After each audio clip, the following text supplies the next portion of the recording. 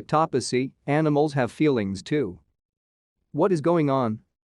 While many have long suspected it, it is nice to have it finally confirmed: animals have feelings. The United Kingdom has extended its animal welfare bill to include octopuses, crabs and lobsters as sentient beings.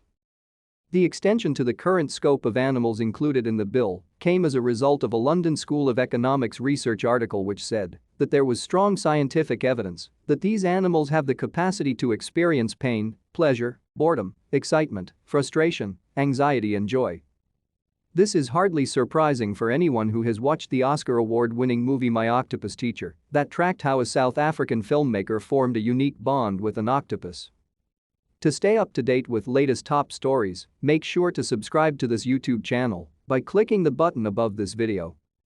Humane Society International and other animal rights networks praised the UK's evidence-based approach. The organizations also called for research on animals' sentience to be based on science rather than political preferences, cultural preferences or convenience. The bill aims to limit cruel commercial practices and protect animals from painful deaths such as boiling lobsters alive. Why is it important? Caring about animal rights is simply the smart and right thing to do. We are part of an ecosystem and should respect pets, livestock and wild animals. Many of us have dogs or cats, and we would do anything to protect them, so why not extend this attitude beyond our household? Ethics aside, animal welfare ought to be considered for commercial purposes due to obvious environmental, social and governance (ESG) risks in the food industry. Supply chain management, mortality rates, antibiotic use or reputational damages are issues that can affect the profitability of food companies.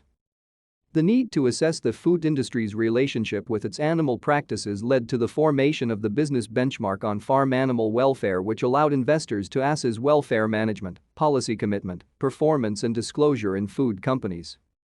Last but not least, we are still in the middle of a global pandemic, the cause of which is linked to the live animals market.